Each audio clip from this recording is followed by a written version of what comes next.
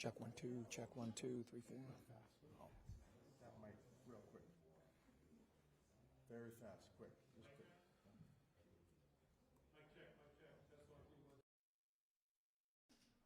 Hello, good?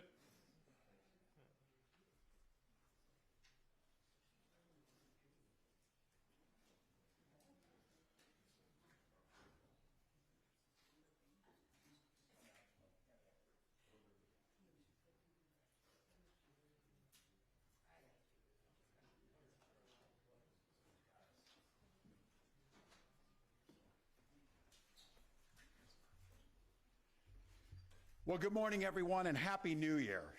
Like many Minnesotans, I have to tell you, I was glad to turn the page on 2025.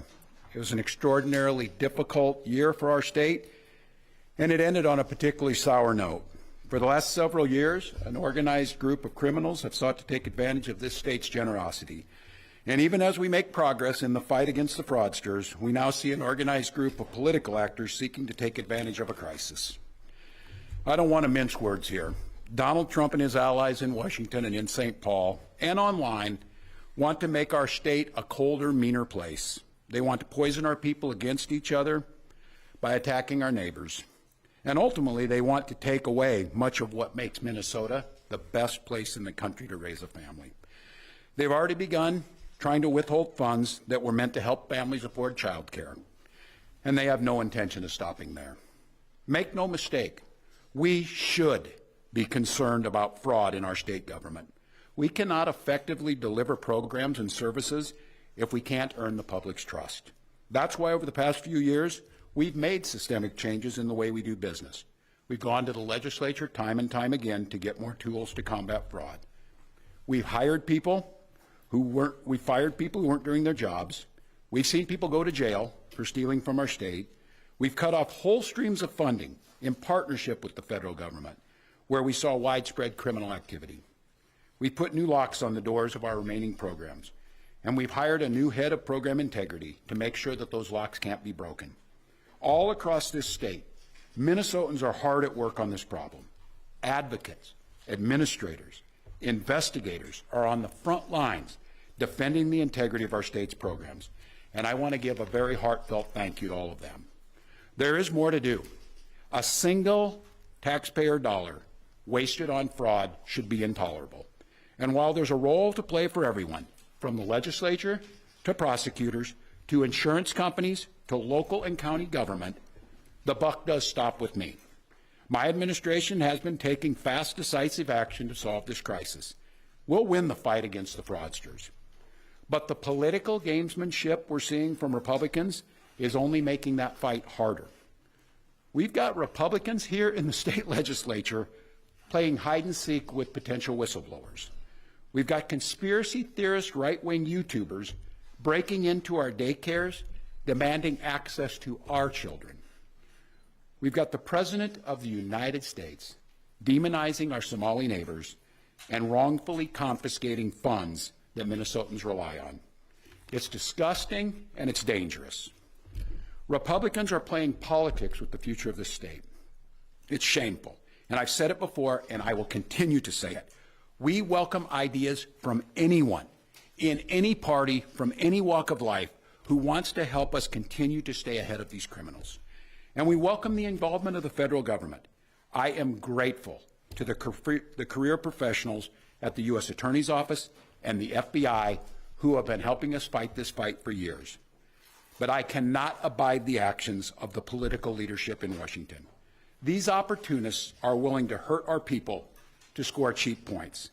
They and their allies have no intention of helping us solve this problem, and every intention of trying to profit off of it. Which brings me to this. 2026 is an election year.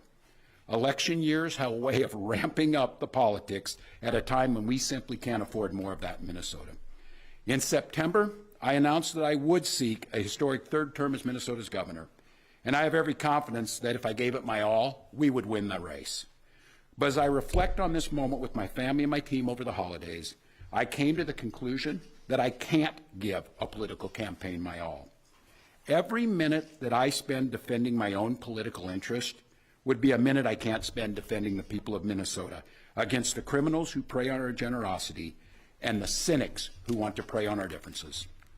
So I've decided to step out of this race, and I'll let others worry about the election while I focus on the work that's in front of me for the next year. I'm passing on this race with zero sadness and zero regret. I did not run for this job to have the job. I ran for the job to do the job. Minnesota faces enormous challenges this year, and I refuse to spend a single minute doing anything other than rising to meet this moment. Minnesota has always come first and always will. That's what I believe servant leadership demands of me.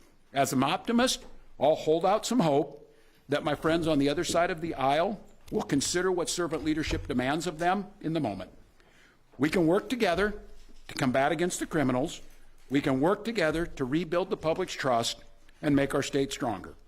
But make no mistake about it, if Republicans continue down the path of abusing power, smearing entire communities, and running their own fraudulent game at the expense of Minnesotans, I will fight back with everything that I have. I am absolutely confident a Democratic and a DFLer will hold this seat come November.